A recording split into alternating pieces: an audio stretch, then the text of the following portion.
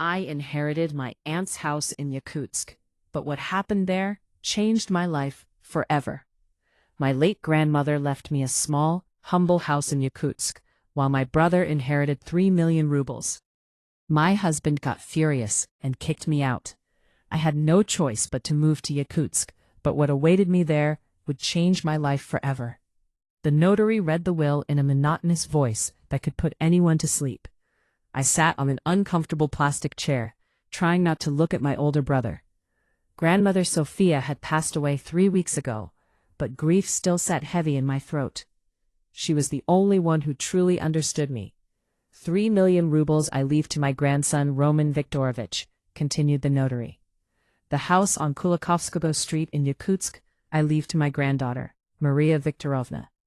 My older brother leaned back in his chair and smirked. My chest tightened with hurt. 3 million versus a humble house in Yakutsk. Clearly, Grandma knew who she loved more. There was also a letter. The notary handed me a sealed envelope. The testator requested it be given to me personally. On the way home, I pulled the envelope from my bag several times, but didn't have the courage to open it. At home, my husband sat in the kitchen in worn-out sweatpants, sipping beer, scrolling on his phone. "So, are you rich now? How much did the old lady give you?" he sneered. "I didn't get any money," I said calmly. "Grandma left me only the house in Yakutsk. The 3 million went to Roman. I don't know why, and I don't want to ask." Timur slammed his fist on the table. "And you say that calmly? We're drowning in loans, and your grandmother gave 3 million to him? Roman isn't her favorite," I said firmly. "And Grandma doesn't owe anyone anything, not even us. We have to handle our own problems. What use is a house in the tundra? Who would even buy it, reindeer?" I finally opened Grandma's letter. Her handwriting was uneven but readable. "My dear Maria, I know you might be upset that I left all the savings to Roman, but I am giving you something far more valuable than money. This house came from my Aunt Marfa. She always said it was a special place. Don't rush to sell it. Spend some time here, you'll understand why. I love you, my granddaughter." Timur tried to snatch the letter from my hands. "She's just explaining her decision," he scoffed. "I've had enough of your dreamy nonsense," he spat sarcastically. "Either you call your brother and demand money, or go live in your Yakutsk house." I froze. 7 years of marriage, and for the first time, I saw real hatred in his eyes. Not irritation, not exhaustion, but hatred. "Timur, don't act impulsively," I said. "I know this situation upset you. It's hard for me too, but let's talk calmly." "Calmly?" he shouted. 7 years of me supporting you, and you waste your life chasing dreams, not working properly, not wanting kids, bringing no money into this house. I've been providing for you all these years." "I work," I whispered, "in a flower shop, for 20,000 rubles a month." He laughed theatrically. "Working with plants? You're 32. When will you finally grow up?" I didn't respond, clenching Grandma's letter in my hands. Every word he had been holding back for years hit me like a punch. "You've exhausted me," he continued. "I need fresh air. Go to Yakutsk." That evening I packed my essentials, warm clothes, documents, and a photo of Grandma. Outside, November rain drizzled softly. Moscow was preparing for winter, but I was flying to Yakutsk, where winter was already in full swing. I checked the weather app. -37 degrees C. Moscow's +5 felt like paradise in comparison. Timur muttered, without looking, "Call your brother if you change your mind." I didn't reply. Deep down, I hoped he would hug me and say, "I'm sorry, I overreacted." But he didn't.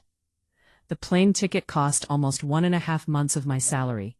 My card failed at checkout, and I had to borrow money from a colleague, inventing an urgent business trip as an excuse. Only my friend Svetlana accompanied me to Domodedovo, nervously asking if I was okay. "I just need to deal with the inheritance," I reassured her. The flight took off on a rainy Moscow evening. I pressed my face against the window, watching the lights of my beloved city disappear. 7 hours of traveling blurred between sleep and wakefulness as I scrolled through Grandma's photos and wondered what awaited me. When I arrived in Yakutsk, I stood for several minutes, just breathing. The air was different. clean, crisp, and alive. The taxi driver was chatty, telling me stories about the city, occasionally slipping into his native language, then apologizing. Kulikovskogo Street? Ah, old neighborhood. Wooden houses like this still stand. Real ones, not new boxes, he said. The house looked exactly as I remembered from childhood. Small, with carved window frames and a fairy tale porch, surrounded by bare black poplars against the snow. The keys were under the third step. Inside, the house smelled of herbs. Electricity worked, heating worked. The fridge had basic supplies: meat, milk, eggs. On the table, a note. Welcome home. If you need anything, I'm in the house opposite. I peeked outside. There it was, a similar house.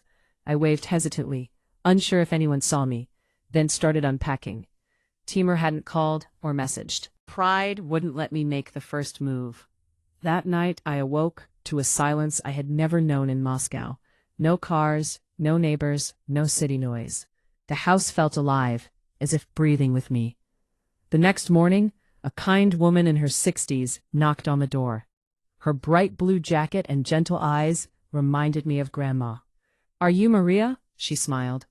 "I'm Cyril. Sophia spoke so much about you. You were her favorite." Over tea, Cyril told me about Grandma, her stories of my childhood, and how I had always had a gift: healing hands. She recalled how I revived flowers in the shop and even helped classmates.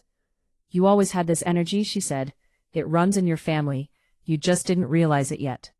Skeptical, I said, "I don't believe in this. I'm just an ordinary person." "People have been healing with herbs and hands for thousands of years before science came along." She asked me to show my hands. As she held them, warmth and tingling flowed through me. My hands began to pulse and turn slightly blue. "Your gift is awakening," she said. Weeks later, my hands healed my first patient, a girl with a swollen wrist.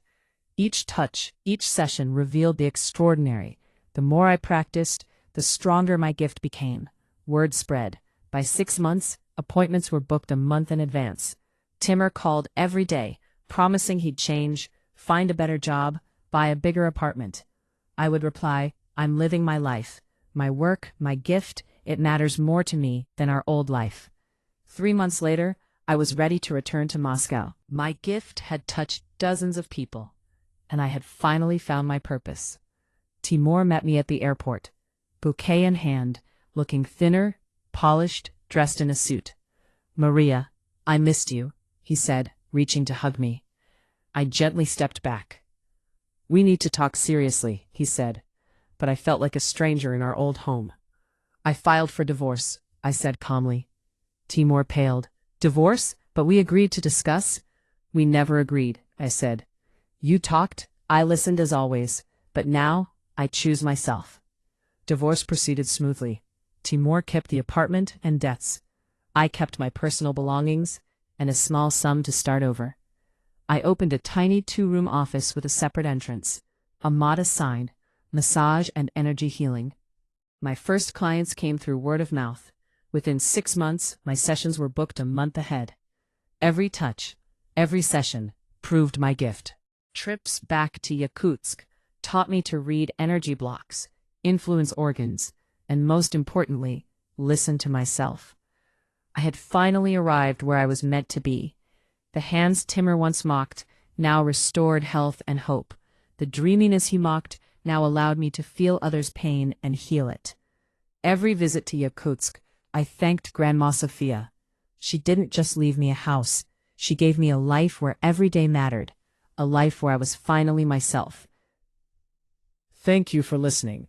If you enjoyed this story, like, subscribe, and share your thoughts in the comments.